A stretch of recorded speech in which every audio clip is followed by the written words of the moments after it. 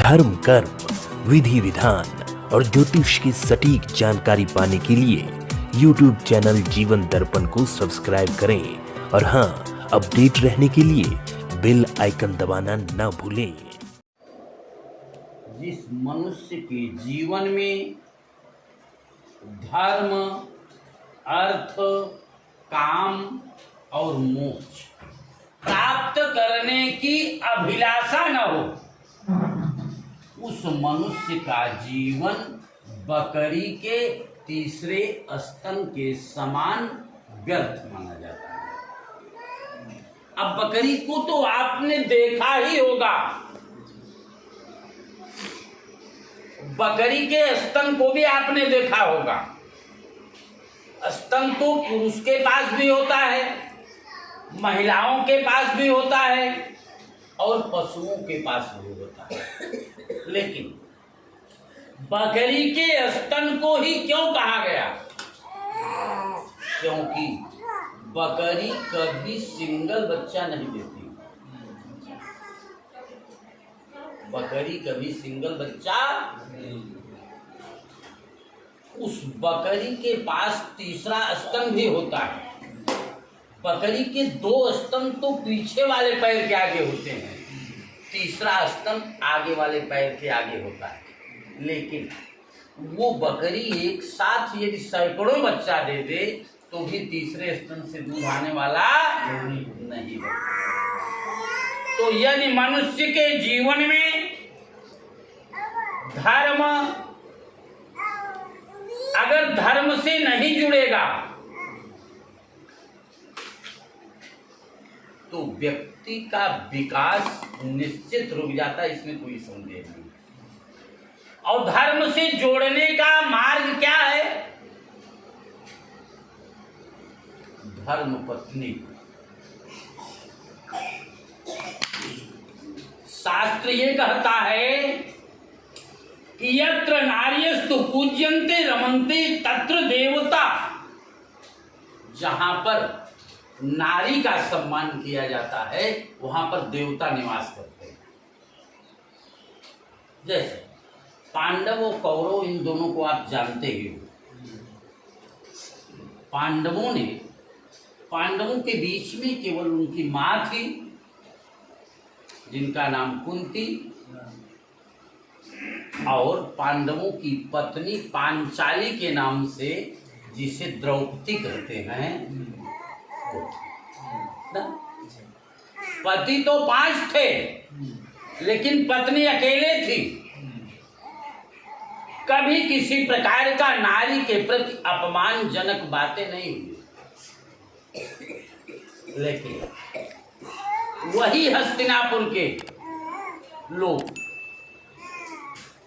जिनका नाम दुर्योधन था, वही दुर्योधन अपने भाई जयद्रथ को लेकर के द्रौपदी का कितना अपमान किया।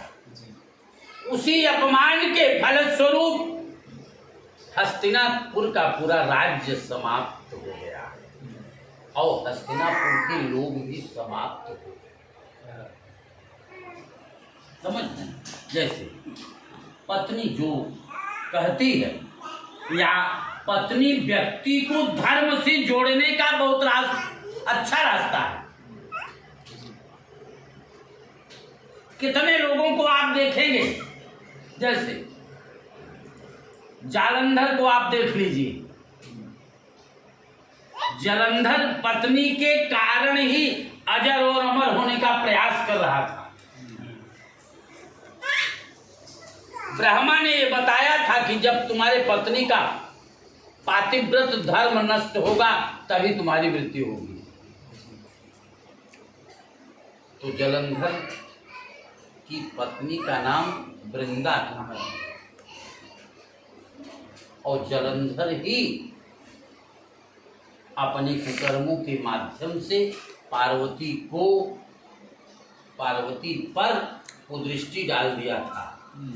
इस नाते पार्वती ने माया को बुला करके कहा कि जब ये मेरे ऊपर कुदृष्टि डाल रहा है तो विष्णु को कह दिया कि तुम जाकर के इसकी पत्नी का पातिव्रत धर्म नष्ट। समझ में आता है? इसके बाद में शंखचूड़ को देख लीजिए। शंखचूड़ भी अपने जीवन में बहुत दिक्कत पैदा किया, समझ रहे हैं? तो यत्र नार्यस्तु पूज्यन्ते रमन्ते तत्र देवता। धर्म से जब आप जुड़ेंगे तो जो धन आएगा वो प्यूरिफाइड धन आएगा। जैसे ये पूजा के निमित्त जो भी धन आप खर्च कर रहे हो,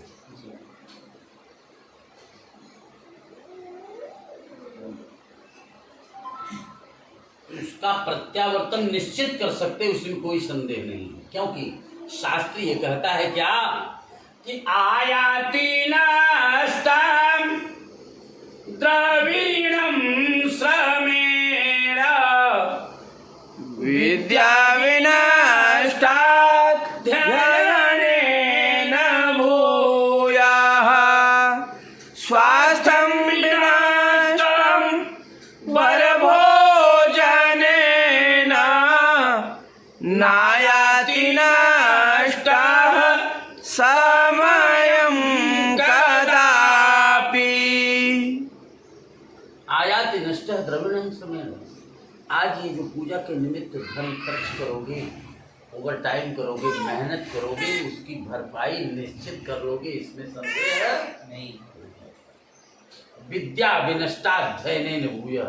कोई बात याद नहीं आ रही है, किताब देखेंगे पुनः याद हो सकता है। स्वास्थ्यम विनष्टम वरभोजनेन। कोई व्यक्ति अस्वस्थ है, अच्छी अच्छी दवा, अच्छा अच्छा भोजन करेंगे, पुनः स्वस्थ हो सकते हैं।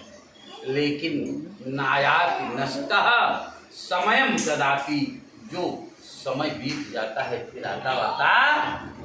जैसे अब 2022 का छठा महीना माने 8वां महीना माने 6 अगस्त 2022, 6 अगस्त 2022 फिर आने वाला।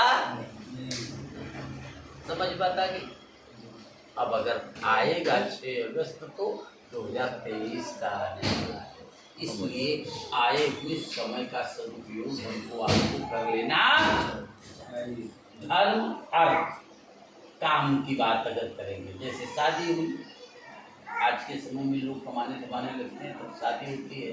तो शादी होने के बाद में यदि संतान में पुत्र की उत्पत्ति हो गई तो पुत्र की परिभाषा कहा गया है कि पुम नाम नरकात् त्रायते इति पुत्रः। पुत्र वह है जो कि पिता को नरक जाने से बचाता है। समझ रहे? पुत्र की पुत्रता ये। पुत्र अगर अपना नियम संयम के आधार पर अगर काम करेगा, पिता का नाम बढ़ेगा ना। अब पुत्र के रास्ते अगर गड़बड़ रहेंगे तो पिता का नाम डूबेगा।